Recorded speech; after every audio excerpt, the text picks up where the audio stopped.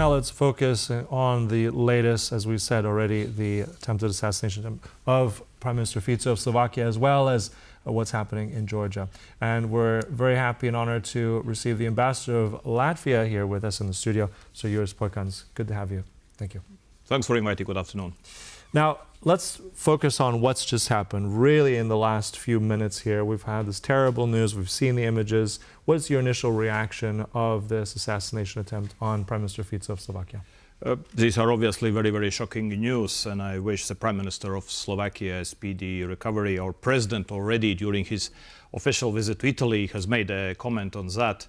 Obviously, you might like or dislike one or another politician, you might support or you might not support, but there is a democratic way how to handle these issues, and it's through elections.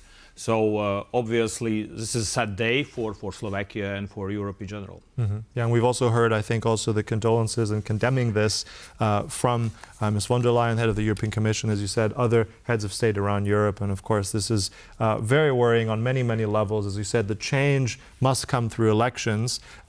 Let's focus on that next. Right now as well, we have that focus on Georgia. We know currently right now that your foreign minister, Ms. Braže, and also the entire Baltic foreign ministers, as well as of Iceland, are in Tbilisi now trying to address this foreign agents law that's passed.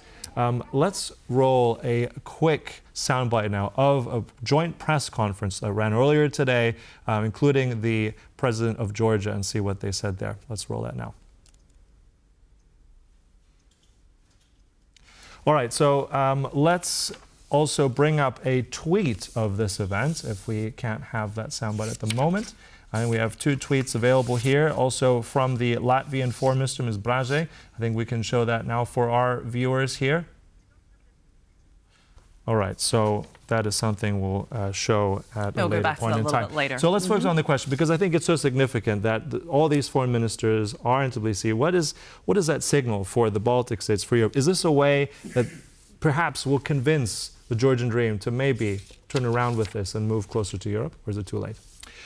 Georgia is a long-standing friend of Latvia. We jointly fought for independence at the end of the 80s. That's why when we joined the European Union and NATO, as you know, the foreign policy stance of my country has been that you can choose any foreign policy alliances you want to join. And we have always seen in Georgia very huge support for joining the European Union and NATO, close to 85 to 90%. So it was always more than, for example, in Ukraine or in the Republic of Moldova. And at the same time, as far as we remember, there were different opinions within the European Union whether we should enlarge at all. And here we came to the moment when the European Union granted the candidate status for Georgia. So it seems there is a historical opportunity. And obviously, with this law, the situation is getting much more difficult. So the aim of this visit is, of these three Baltic ministers and of the foreign minister of Iceland, is to come as friends and to warn our Georgian friends that adopting this law and implementing, obviously, it will create problems for further integration of Georgia into the European Union.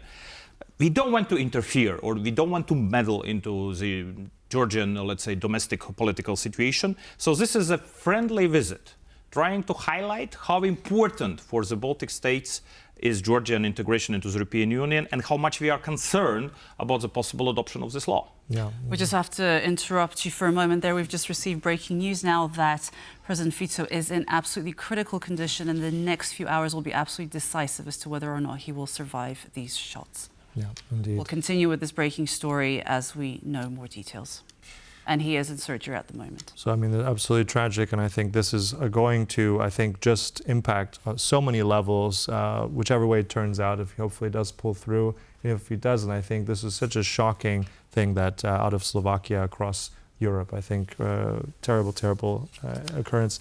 But I do want to focus on that kind of flow now as we talked about the European response, because I think this is also critical here, that the United States once this law had passed in Georgia, immediately had a strong statement, immediately also saying there might be targeted sanctions against certain members of the Georgian Dream Party, of the government there. Now, Europe couldn't come together on that joint statement. We had individual statements, but as collectively, there was no such thing. Hungary apparently held up that joint statement. So what does that say? I mean, it's a path of European membership for this nation that's been there since last year in December. But jointly as European nations, we can't somehow at least come together. What does that say? I mean, it's mixed signals, isn't it? Regardless whether we come to this joint statement, and even if you don't come to this statement anyway, some harm has been done already, because at the end of the day, this is a historical opportunity for the Georgian nation to come closer towards the European Union, because, okay, you have the candidate status, you have 9 recommendations on behalf of the European Union, so you have in a way pathway how to move towards the European Union. So with the adoption of this law, obviously, so you will receive critical attitude. It comes already from the United States. You will receive critical attitude from individual member states, from individual European politicians. So this is not helping at all. When it comes, we have discussed already in this studio when we spoke about Ukraine. We are trying to build EU foreign policy, obviously trying to coordinate as much as possible. But at the same time, we are still individual member states. You saw, for example, the latest vote, for example, in the United Nations in New York, where even within the Nordic-Baltic community, you found some differences. So regardless, as I mentioned, regardless of this joint statement, we need Georgia back on its European path. You see, I'm quite curious about the domestic context of this, because we're talking about the European context, which is obviously absolutely crucial and relevant, especially to this region that we live in. But we see that the young people of Georgia are the face of these protests. But I have also read that actually the older generation is not that bothered by this bill, that they're perhaps not necessarily reminiscent of the Soviet influence, but they're not that bothered by what this bill will actually bring. And I was just wondering whether you could perhaps give us a little bit of context as to what is happening domestically in Georgia, because we have the parliamentary elections coming up as well. What happens next is actually dependent on whether the president will veto it, and then what happens, whether the 76 votes will actually be collected, and what happens after that.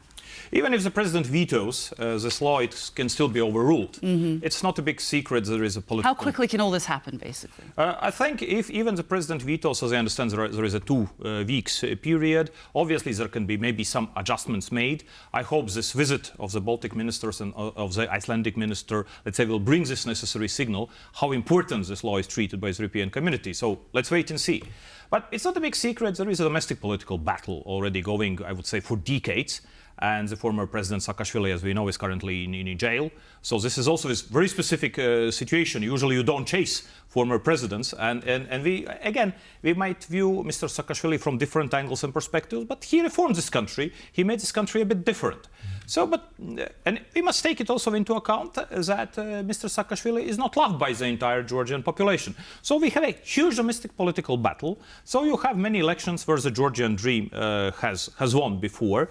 But again, if we look at this tragic event in Slovakia today, if we look at the imprisonment of Mr. Saakashvili, you have elections as a democratic way to resolve all these differences. So what we see lately, specifically coming from the Georgian dream, they can adopt any laws they wish. But if you declare your willingness to come closer towards the European Union, if you have 85 to 90% of support for entering into the European Union, if you have, as you mentioned, young people who are protesting against the adoption of this law, because it's something similar what happened in 2013, 2014 in Ukraine. Specifically, young people, they feel it very well if their future is hijacked or not. So we must come back to the situation where Georgia used to be the front runner to the European integration. And now, as I mentioned, you have a historical opportunity and you misuse it, and specifically in this very difficult situation within the European Union, if you will give a pretext, let's say, for at this moment, for delaying the accession process of Georgia, this will not benefit the Georgian nation at all. You said, Mr. Ambassador, very much it's reminiscent of the Euromaidan. I mean, is this that weight of history? Is that moment right now for Georgia as we see it unfold in these next days potentially? I hope not. But it's also true, as you mentioned, the elder generation obviously is always a bit more conservative. So, as I mentioned, Mr. Saakashvili was perceived differently within the societies. That's why the Georgian Dream at first won the elections. And we remember that also, let's say, the first term of Mr. Saakashvili was different than the second term.